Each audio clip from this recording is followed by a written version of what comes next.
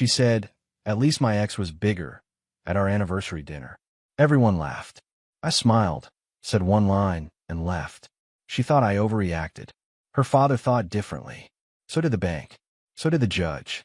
By the time she realized what she'd lost, I was already gone. My name is Paul Brooks. I'm 50 years old, and I've spent the last 22 years building an industrial equipment supply business from nothing. Started in a rented warehouse with one truck and a dream.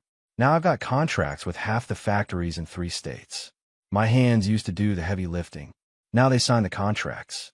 But that night, those same hands gripped a wine glass so hard I thought it might shatter. Claire sat across from me in that black dress she knew I loved, her hair perfect, her smile bright. She'd always been beautiful. That's what drew me in 15 years ago when we met at her father's charity event. She was 23, fresh out of college, full of life. I was 35, divorced, and trying to rebuild after my first marriage collapsed under the weight of my business obsession. Claire felt like a second chance. Her son Kyle was just a toddler then, and when she told me she didn't know who his father was, just some mistakes from her wild phase, I didn't judge. I became that boy's dad in every way that mattered. But that night at Marcello's, something shifted. Jeremy, my so-called friend and one of my biggest clients, had been drinking too much. He made some joke about anniversary gifts, and Claire laughed, that musical sound I used to love. Then she said it, casual as ordering dessert. Well, at least my ex was bigger in the gift department. Paul's more a practical guy. The table erupted. Jeremy choked on his wine. Sarah, his wife, gasped and then giggled. Even David from the accounting firm slapped the table. Claire raised her glass, grinning. "Oh God, Paul, don't look so serious. You know I'm kidding." But I wasn't serious. I was calculating. I set down my napkin, slowly, deliberately, and looked at her. Not angry, not hurt, just looked. "Thanks for the honesty, Claire." The laughter died. Not dramatically, just faded into uncomfortable silence. People suddenly found their plates fascinating. Sarah cleared her throat. Jeremy reached for the wine bottle. Claire's smile faltered. "Babe, it's a joke. You're not really upset, are you?" I stood up, buttoned my jacket, and smiled. Not at her. At nobody in particular. "Excuse me," I said and walked out. I didn't storm. Didn't slam anything. Just left. Behind me, I heard Claire's voice, bright and nervous, trying to restart the party. "He's such a good sport, really." But I wasn't a good sport anymore. I was done being the safe choice, the practical guy, the man who paid for everything and took the jokes with a smile. I walked to my truck in the parking lot, sat in the driver's seat, and didn't start the engine. Just sat there in the dark, listening to my own breathing, feeling something inside me shift from hurt to something colder. Something purposeful. That joke cost her more than she'd ever imagined. And I was about to show her exactly how much. I didn't go home that night. Not right away.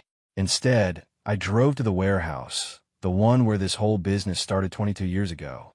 It was past midnight, but I still had keys to every lock in the building. Old habits. I walked through the dark loading bay, past rows of industrial generators and hydraulic systems, and climbed the metal stairs to my old office. The new one downtown had marble floors and a view of the river. This one had concrete walls and memories. I sat in the chair I'd bought at a garage sale in 1998, pulled out my phone, and stared at the 17 missed calls from Claire. 17. Each one probably started with tears and ended with excuses. I didn't listen to a single voicemail. Instead, I opened my email and started reading through the messages I'd been ignoring. Business contracts, client requests, and then, buried 3 weeks back, one that made my blood run cold. The subject line read, "Dad, we need to talk." It was from Kyle. My hand froze on a mouse. Kyle never called me Dad in writing. Always said it out loud, casual, easy, like it was the most natural thing in the world. But never typed it. I clicked. "Dad, I don't know how to say this. I saw something on Mom's phone a few months ago. I wasn't snooping, I swear. She left it open on the kitchen counter, and I saw messages. From some guy named Rick. They weren't just friends. I took screenshots because I didn't know what else to do. I've been carrying this around, and it's killing me. I want to tell you in person, but I keep chickening out. I'm sorry. I'm attaching the files. You deserve to know. I'm on your side. Always. Kyle." 3 attachments. All screenshots. I opened the first one. A text conversation between Claire and someone saved as R in her contacts. The messages were dated from 4 months ago. Flirty at first, then explicit. Plans to meet. Hotel names. Times when I'd be out of town on business calls. The second screenshot showed a photo. Claire and a man I didn't recognize. Younger, maybe 35, gym body, cocky smile. They were in a restaurant booth, his arm around her shoulders, her head tilted toward him like she belonged there. The third was a voice message transcription. Claire's words. I know I should feel guilty, but I don't. Paul's a good man, but he's boring. You make me feel alive again. I sat there for 20 minutes, phone in hand, staring at those words. Boring. I wasn't angry. I was numb. And then, slowly, something else crept in. Clarity. Kyle had known for months. That 16-year-old kid, the boy I'd raised since he was 2, had carried this weight alone, trying to protect me. While his mother played games, Kyle was gathering evidence. He was more of a man at 16 than most grown adults I knew. I typed a response.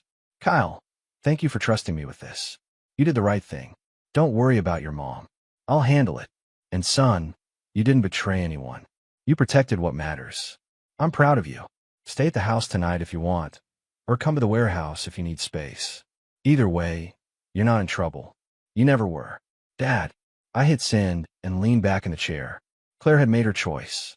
She'd humiliated me publicly, betrayed me privately, and underestimated the one person in that house who actually had a spine. My phone buzzed. Kyle's response came through fast. I'm coming to the warehouse. I don't want to be here when she gets home. 20 minutes later, headlights swept across the parking lot. Kyle's beat-up Honda pulled in, and the kid walked through the bay door carrying a backpack and looking like he'd been holding his breath for months. I met him halfway. He didn't say anything, just dropped the bag and stood there, shoulders tight, eyes red. Come here, I said. He stepped forward and I pulled him into a hug. The kid was taller than me now, but he still felt like the toddler who used to climb into my lap during thunderstorms. You're not alone in this, I told him quietly. We're going to be fine. Both of us. He nodded against my shoulder, and for the first time in months, I felt something other than anger. I felt purpose. Claire thought she'd won. She thought the joke, the affair, the lies were all hers to control. She was wrong, and she was about to find out just how wrong. Kyle stayed at the warehouse that night. We set up a cot in the break room, and I made coffee while he unpacked his laptop. The kid had thought ahead. He'd backed up everything to a cloud drive, made copies, even printed out some of the worst messages, and tucked them in a folder labeled math homework. When did you get so smart? I asked, sliding a mug across the table to him. He shrugged, not meeting my eyes. I watch a lot of crime shows, and I knew if I was going to do this, I had to do it right. I sat down across from him. You shouldn't have had to do anything. This isn't your burden to carry. She's my mom, Kyle said quietly. But you're my dad, and she hurt you. That makes it my problem too. I didn't know what to say to that, so I just nodded. We spent the next 3 hours going through everything. The messages, the hotel receipts, the photos. Kyle had even tracked the guy down on social media. Rick Valdez, 36, personal trainer at an upscale gym downtown. Divorced. No kids. His profile was full of shirtless selfies and motivational quotes about living your truth. Real piece of work, Kyle muttered, scrolling through Rick's Instagram. Mom met him at the gym 6 months ago. She started going every morning before work. Said she wanted to get healthy. And you figured out how. She started dressing different, doing her makeup before the gym instead of after. And she'd come home later and later. Then one day I checked the Find My Phone app. She wasn't at the gym. She was at a hotel. Smart kid. Scary smart. I pulled up the prenuptial agreement on my laptop. Claire and I had signed it 12 years ago when we got married. Her father, Gerald, had insisted. At the time, I thought it was overkill. Now I was grateful. Clause 14C jumped out at me. In the event of documented infidelity or public humiliation of either party, the injured party may activate asset protection protocols, including but not limited to separation of joint accounts and revocation of shared property access. I'd set this up with my attorney years ago, back when I was still raw from my first divorce. Claire had laughed when she signed it. We'll never need this, she'd said. I'm not going anywhere. Wrong. I made a call. At 2 in the morning, I didn't expect an answer, but Robert Kimball, my attorney, picked up on the third ring. He was 70, retired from courtroom work but still kept a few private clients. Me being one of them. Paul, he said, voice gravelly with sleep. This better be good. It's not. But I need you. Tomorrow morning. Early. He was quiet for a moment. Then, she cheated. It wasn't a question. Yeah.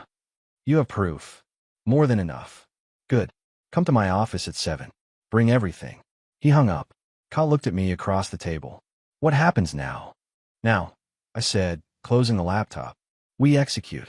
Your mother thinks she's playing chess. But she doesn't know I've been planning this move for 12 years. What about me? Kyle asked. His voice was steady, but I could hear the worry underneath. Where do I fit in all this? I met his eyes. You're my son. That doesn't change. Ever. I don't care what some DNA test says or what biology claims. You're mine. And when this is over, you get to choose where you want to be. No pressure. No guilt. Just choice. His jaw tightened. He nodded once, then twice. I choose you. Then we're good, I said. Now get some sleep. Tomorrow's going to be a long day. He stood up, grabbed his backpack, and headed to the break room. At the door, he stopped. Dad. Yeah. Thanks for not falling apart.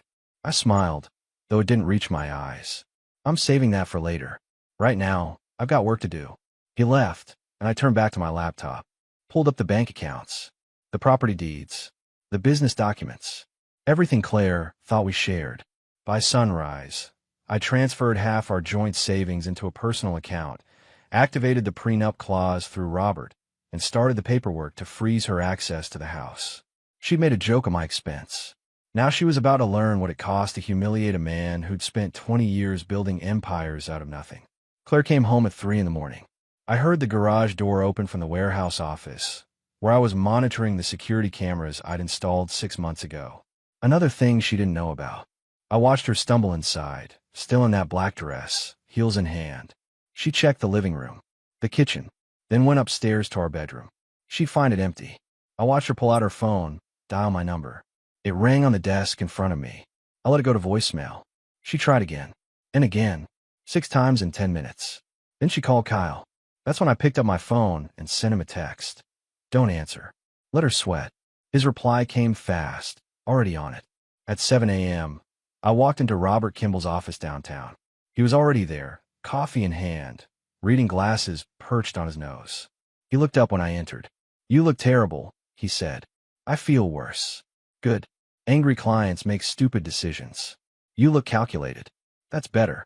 He gestured to the chair across from his desk. Show me what you've got. I laid out everything. The screenshots Kyle had sent. The hotel receipts. The photos. The text messages. Robert flipped through them methodically, his expression never changing. Finally, he set them down and looked at me. This is airtight. You want a divorce. Eventually. But first, I want to activate the prenup. Lock her out financially. Then file for full custody of Kyle. He's not your biological son. I've been his father for 14 years. That counts. Robert nodded slowly. It does. And given that she's the one who committed adultery, and that Kyle is 16 and can choose where he lives, you've got a strong case. But it's going to get ugly. Let it. He smiled, thin and sharp. I'll have the papers filed by noon. She'll be served by end of business today. What about the house? Under the prenup, you can revoke her access to any property held in your name prior to the marriage. That includes the house on Belmont Ridge. Do it, Paul, Robert said, leaning back in his chair. I've known you 20 years.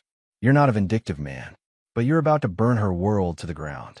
You sure about this? I thought about the joke, the laughter, the humiliation, the months of lies while I worked myself half to death to give her the life she wanted. The way she'd looked at me across that table, like I was nothing more than a checkbook with a pulse. I'm sure, I said. Robert nodded. Then let's get to work. By noon, the joint bank account was frozen. By 2 p.m., the house locks were changed. By 4 p.m., a courier delivered the papers to Claire at her office downtown. I didn't need to be there to see her reaction. I could imagine it. The shock, the anger, the realization that the boring, practical husband she'd joked about wasn't nearly as soft as she thought. Kyle and I had lunch at a diner across town. He picked at his fries, quiet. She's going to call you, I said. I know. You don't have to answer. He looked up at me. What if she cries? Then she cries. That doesn't change what she did. He nodded, but I could see the conflict in his eyes. She was still his mother. That didn't just disappear, no matter how much she'd screwed up.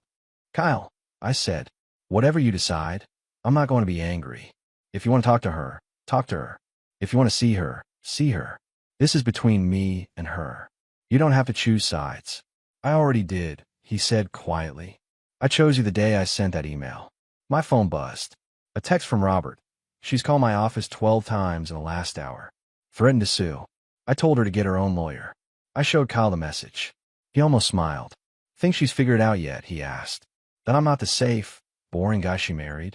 I said, yeah, I think she's starting to get the picture. Gerald Lawson didn't call me. He showed up. 3 days after Claire got served with papers, his black Mercedes pulled into the warehouse parking lot at 7 in the morning. I watched him from the office window as he climbed out, straightened his jacket, and walked toward the entrance like a man on a mission. Kyle was eating breakfast at the break room table. He looked up when he heard the footsteps. That's Grandpa Gerald, he said quietly. I know. You think he's here to yell at you. Probably. But when Gerald walked through the door, he wasn't angry. He looked tired. Old, in a way I'd never seen before.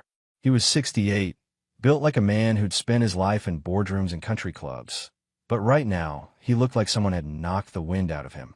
Paul, he said. Gerald. He looked at Kyle. Morning, son. Morning, Grandpa. Gerald turned back to me. Can we talk? Privately. I nodded toward my office.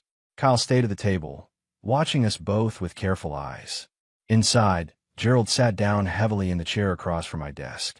He didn't speak for a moment, just stared at the floor, hands clasped in his lap. She came to me yesterday, he finally said, crying, telling me you'd locked her out of the house, frozen the accounts, taken Kyle from her. Said you were being cruel and vindictive over nothing. And you believed her. He looked up at me, and his eyes were sharp. I've known you 15 years, Paul. You're a lot of things. Vindictive isn't one of them. So no, I didn't believe her.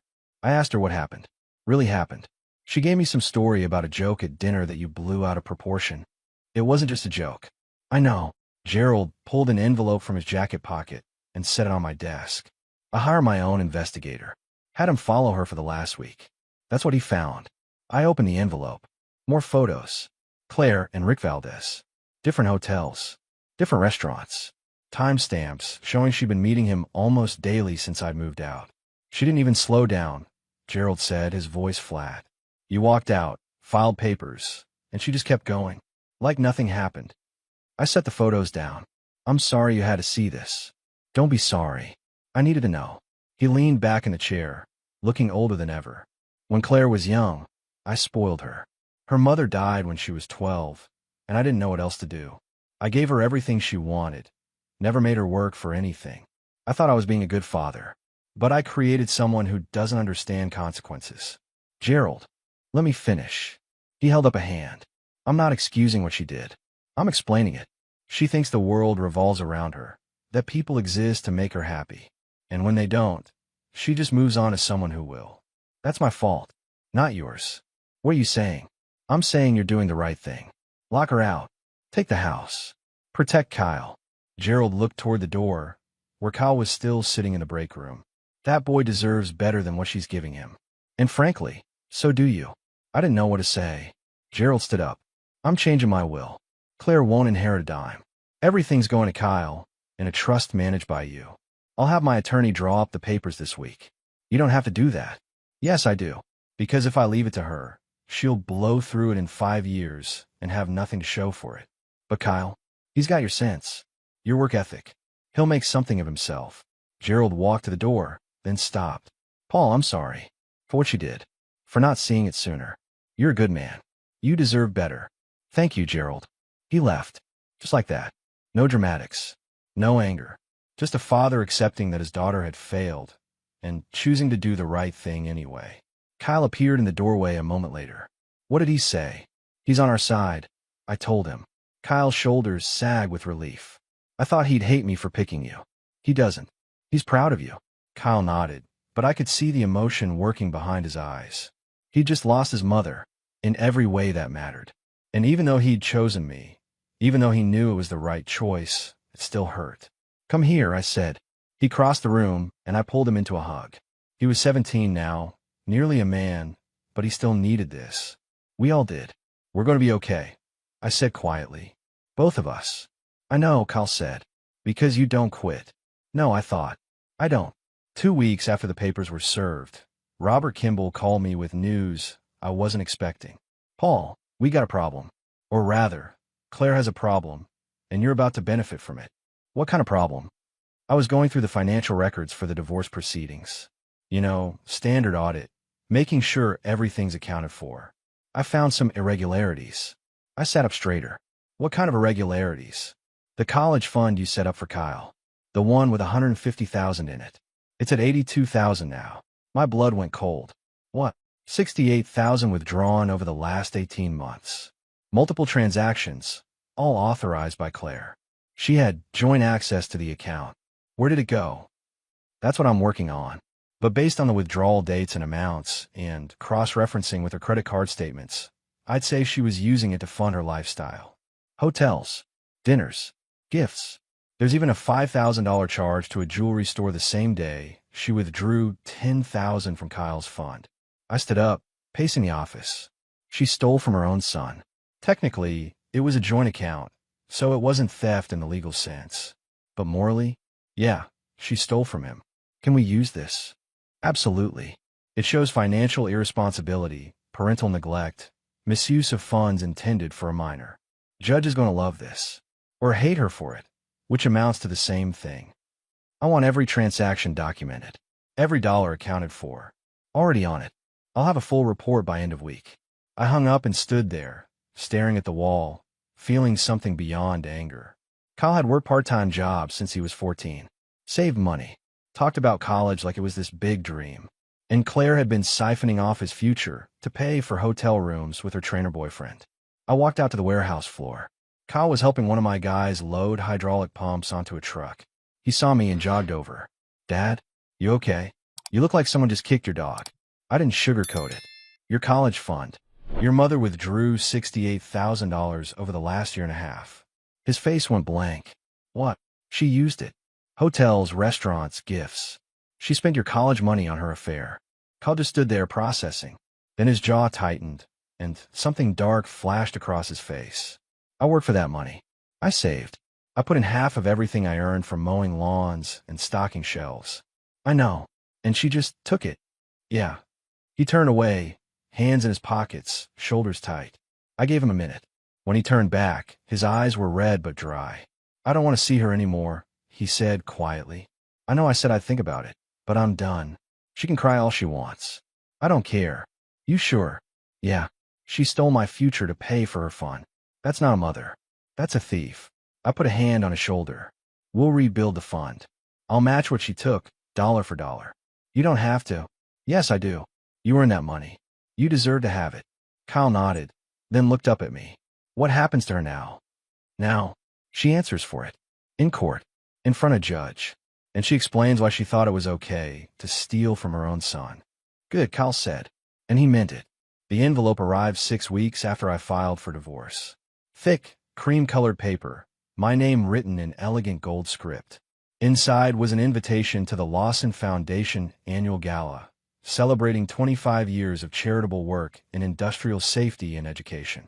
I stared at it, sitting in my warehouse office, coffee going cold on the desk. The gala was Gerald's pride and joy. Every year, he gathered the city's business elite, raised money for scholarships and safety programs, gave speeches about responsibility and legacy. I'd attended 12 times, always with Claire on my arm, always playing the role of the supportive son-in-law. This year will be different. Kyle walked in, saw the invitation, and raised an eyebrow. You going? Thinking about it. Mom will be there. I know. You sure you want to deal with that? I set the invitation down. Kyle, I've spent the last month and a half hiding. Moving money, filing papers, avoiding confrontation. Maybe it's time I stopped hiding. What are you going to do? Show up. Be present. Let everyone see that I'm not the broken man she probably told them I am. Kyle nodded slowly. Can I come? You want to? Yeah. Grandpa Gerald asked me to. Said it would mean a lot to him. And honestly, I want to be there. For you. I looked at this kid, almost a man now, who'd chosen me over his own mother, who'd carried secrets and guilt and still managed to keep his head up. Then we'll go together. I said. The night of the gala, Kyle and I drove downtown in my truck. He wore a suit I'd bought him that afternoon, charcoal gray. Fit him perfectly. He kept adjusting his tie. You look good, I told him. I feel like I'm playing dress up. You're not. You're representing yourself. And you're doing it well. We pulled up to the Grandview Hotel, handed the keys to valet, and walked through the massive doors into the ballroom. The place was packed. Business owners, city officials, donors. Everyone dressed to impress, holding champagne glasses, making small talk. And there, near the center of the room, was Claire. She wore red. Always red when she wanted attention. Her hair was done up, makeup perfect, and she was laughing with a group of women I recognized from her social circle.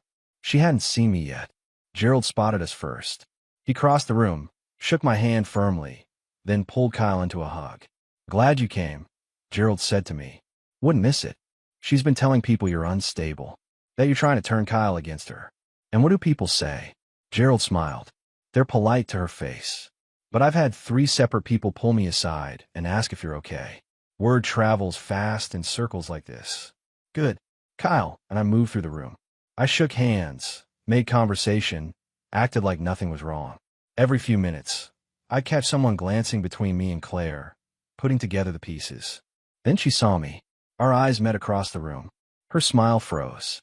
The champagne glass in her hand trembled slightly. I didn't look away, just held her gaze, calm and steady, until she turned back to her group. Dad, Kyle whispered. She looked scared.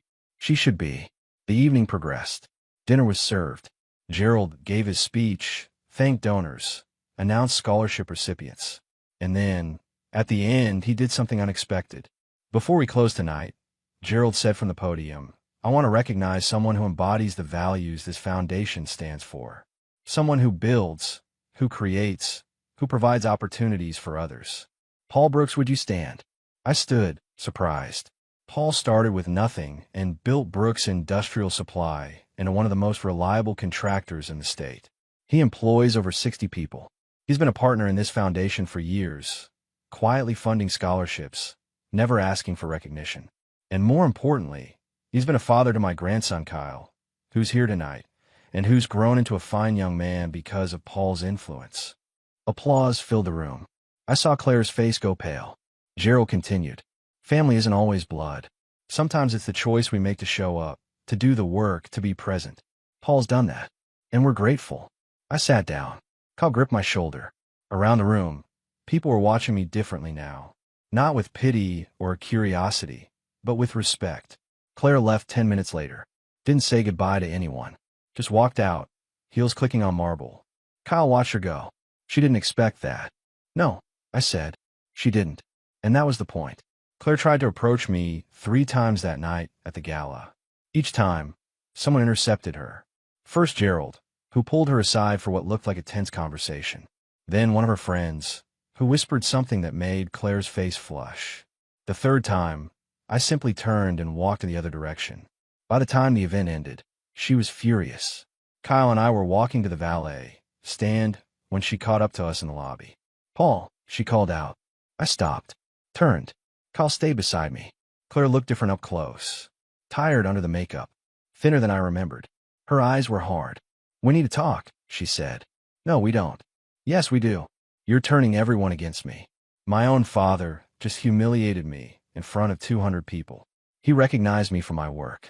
That's not humiliation. You know what I mean. Her voice rose. You've poisoned him. You've taken Kyle. You've locked me out of my own house. This is insane. Your house, I said calmly. The one I bought 7 years before we got married. The one that's titled solely in my name. She faltered. We built a life there. You built lies there. I built a life. There's a difference. Kyle shifted beside me, uncomfortable but silent. Claire looked at him, and her expression softened. Kyle, honey, can we talk? Just you and me. No, Kyle said quietly. Please, I'm your mother. You stole my college money to pay for your affair, Kyle said, his voice steady. You don't get to call yourself my mother anymore. Claire's face went white. I was going to pay it back. I just needed. You needed what? Kyle interrupted. Hotel rooms, jewelry, whatever made you happy while Dad worked himself to death giving you everything. Kyle, I'm done, Kyle said. I gave you chances. I stayed quiet when I should have said something. But you kept going. You didn't stop. You didn't even slow down. So no, Mom, we're not going to talk. Claire's eyes filled with tears. Real ones, I thought. But whether they were for Kyle or for herself, I couldn't tell. She turned to me. You did this. You turned him against me. No, I said. You did that yourself.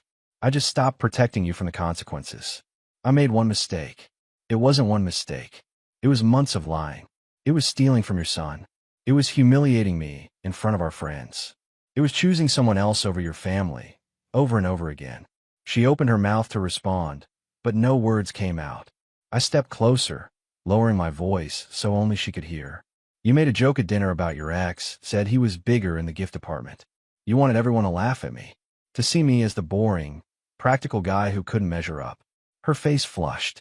But here's the thing, Claire. Your ex might have given you bigger gifts. But I gave you a life, a home, a family, and you threw it away for cheap thrills and cheaper company. I turned to leave, then stopped. One more thing, I said, looking back at her. You told people your ex was bigger, but at least I'm the one people respect. The words landed like a hammer. Claire stood there, frozen, as Kyle and I walked away. Outside, the valet brought my truck around. Kyle climbed in quiet. As we drove away, he finally spoke. That was brutal, Dad. She earned it. Yeah, Kyle said. She did.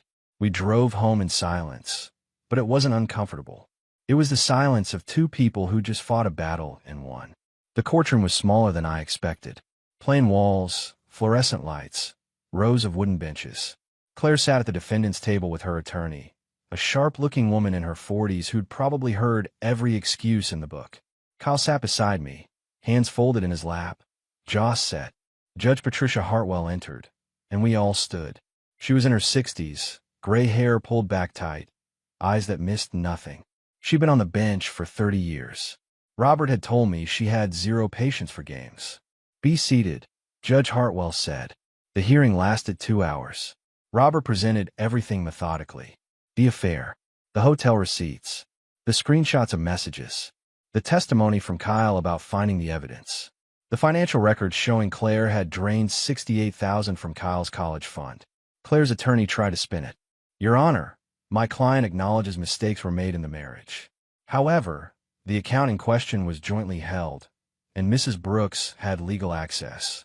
Legal access doesn't mean ethical use. Judge Hartwell interrupted. Continue. Robert then brought up the prenuptial agreement. Clause 14C. Public humiliation and documented infidelity. He played audio from the anniversary dinner, recorded by one of the guests who'd provided it voluntarily. Claire's voice, making the joke. The laughter. My response. The judge listened without expression. Finally, she set down her pen and looked at both attorneys. Anything else? Your Honor, Claire's attorney said, we'd like to request shared custody of Kyle Brooks and a division of marital assets per standard state guidelines. Judge Hartwell turned to Kyle. Mr. Brooks, you're 16 years old enough to have a say in this. Where do you want to live? Kyle stood up. His voice was steady. With my dad, Your Honor. Paul Brooks. He's been my father since I was 2. He's the one who showed up. He's the one I trust. And your relationship with your mother? She stole my college money to fund an affair. I don't want to live with her. Judge Hartwell nodded. Sit down, son. She looked at the documents in front of her for a long moment. Then she spoke. Mrs. Brooks, I've reviewed the evidence presented today. The affair is documented and undisputed. The financial misuse of your son's education fund is documented and undisputed. The prenuptial agreement is valid and enforceable. Therefore, I'm ruling as follows. She looked up directly at Claire. Full custody of Kyle Brooks is granted to Paul Brooks, with visitation rights to Mrs. Brooks at Kyle's discretion, not yours. The house on Belmont Ridge remains the sole property of Paul Brooks per the prenuptial agreement. The joint assets are to be divided 60-40, with 60% to Mr. Brooks due to financial misconduct. Mrs. Brooks, you are ordered to repay the $68,000 withdrawn from Kyle's education fund within 18 months, with interest. Claire's face went white. Furthermore, Judge Hartwell continued, I'm ordering you to undergo mandatory financial counseling and to provide quarterly reports to this court regarding your repayment plan. This is not a request. This is an order. Do you understand? Yes, Your Honor, Claire whispered. Good. This hearing is adjourned. The gavel came down. Outside the courthouse, Kyle and I stood in the parking lot. He was quiet, processing.